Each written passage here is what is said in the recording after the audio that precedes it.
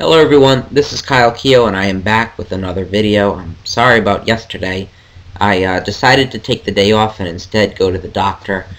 I was really being nagged about going by my mom, so I ended up going to appease her, and turns out I'm okay. Got a few over-the-counter meds, and have been taking those for a day, and obviously sound a lot better, feel a lot better, not as congested as before, so my energy has been fine throughout the entire process, and so I came in today, and what I wanted to do is I wanted to do the deadlifting that I missed from Sunday. I wanted to make all of that up. So you're seeing a series of singles at 5:15, and I was supposed to do 7 singles on this day, but did the first 3 singles. They all felt solid. The speed off the ground wasn't super fast, but felt solid, and decided to challenge myself and just do 2 doubles for the final 4 repetitions, and those felt okay. The second set was pretty tough, but overall I was pretty pleased with the amount of work that I got in. I do get concerned, you know, when I pull on a day like this and the weights don't exactly fly off the floor. I admit that I started to second guess what I've been doing in my training with my deadlift. I mean, I've been trying a more volume-heavy approach. I haven't been getting in the high-intensity reps that I'm used to getting, and I worry if I'm going to detrain it, if I'm going to lose speed off the floor. But you know, I'm a believer in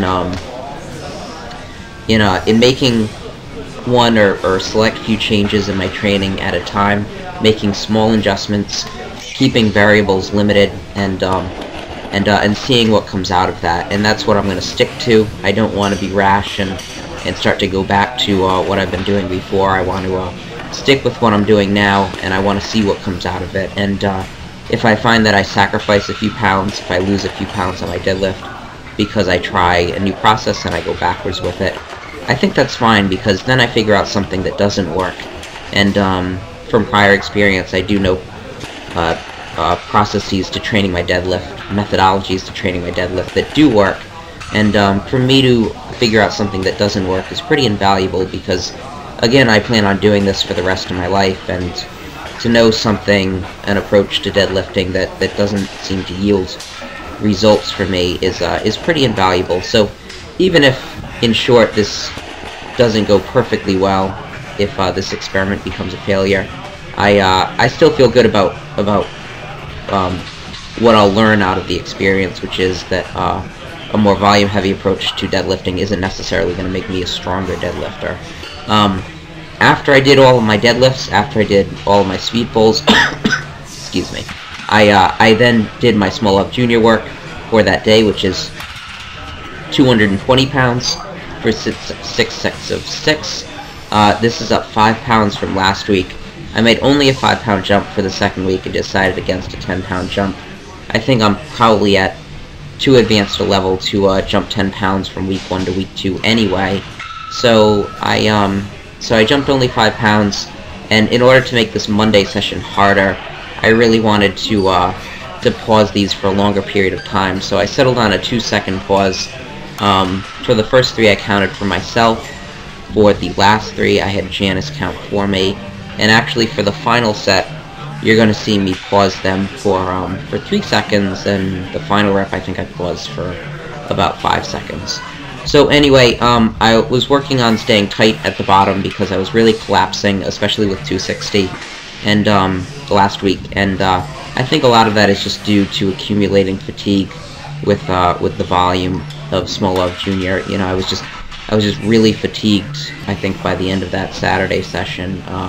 The Friday-Saturday pairing is difficult. Monday and Wednesday is very easy by comparison. And so I was losing a lot of tightness at the bottom. I just couldn't stay tight at the bottom. And I'm doing my Smolov Jr with all paused repetitions, so that further makes difficult matters. And so what I really wanted to try and do on these was stay tight at the bottom, really retract my scapula, really keep everything flexed and keep everything tight on my chest, not just let the bar collapse. And I was inconsistent with doing this. You know, sometimes I really pulled into my lats on the eccentric like I wanted. Sometimes I just sort of laid the bar down. and it's something that I need to continue to work on. I think next week maybe I'll ditch the long pause work and actually just focus on getting good strict pauses at the bottom without really letting that bar sink into my chest at all. But overall, I was really happy with these. You know, I found a way to make them difficult with the long pauses, and the last set, the reps just looked fantastic. They felt real strong, especially with the long pauses. So I feel good about the work that I did today. I got a lot done. I know this is a longer video. I hope you enjoyed all of the training that I had to do. Keep checking in. I'll have more videos for you soon.